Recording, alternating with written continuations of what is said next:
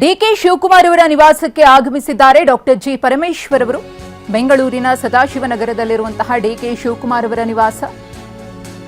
ಪರಮೇಶ್ವರ್ ಮತ್ತು ಡಿಕೆ ಶಿವಕುಮಾರ್ ಅವರ ಭೇಟಿಯಾಗಿದೆ. ಒಂದು ಕಡೆ ಡಿಸಿಎಂ ಹುದ್ದೆಗೆ ಪರಮೇಶ್ವರ್ ಅವರ ಹೆಸರು ಫೈನಲ್ ಆಗಿದೆ ಅನ್ನೋದು ಗೊತ್ತಾಗ್ತಾ ಇದೆ.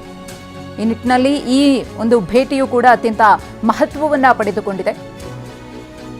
ಇವತ್ತು ಸಂಜೆ ಡಿಕೆ ಶಿವಕುಮಾರ್ ಅವರ ಜೊತೆಗೆ ಡಿಸಿಎಂ ಆಗಿ ಡಾಕ್ಟರ್ ಜಿ ಪರಮೇಶ್ವರ್ ಅವರು ಕೂಡ ಪದಗ್ರಹಣ ಮಾಡುವ ಸಾಧ್ಯತೆ ಇದೆ. ಆ ನಿಟ್ಟಿನಲ್ಲಿ ಉಭಯ ನಾಯಕರು ಚರ್ಚೆಯನ್ನ ನಡೆಸ್ತಾರೆ. ಮತ್ತೊಂದು ಕಡೆ ಶುಭಾಶಯವನ್ನ ಕೂಡ ಕೋರುವುದಕ್ಕೆ ಬುಕ್ಕೆಯನ್ನ ತಂದಿದ್ದಾರೆ ಡಾಕ್ಟರ್ ಜಿ ಪರಮೇಶ್ವರ್ ಅವರು. ಇದು ಡಿಕೆ ಶಿವಕುಮಾರ್ ಅವರ ನಿವಾಸಕ್ಕೆ ಪರಮೇಶ್ವರ್ ಅವರು ಬಂದಂತಹ ಕ್ಷಣ.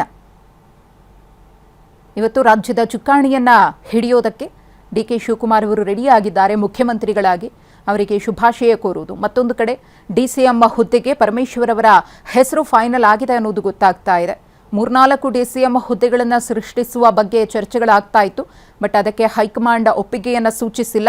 ಒಂದೇ ಡಿಸಿಎಂ ಹುದ್ದೆ ಅಂತ ಹೇಳಿ ಅವರು ನಿರ್ಧರಿಸಿದ್ದಾರೆ.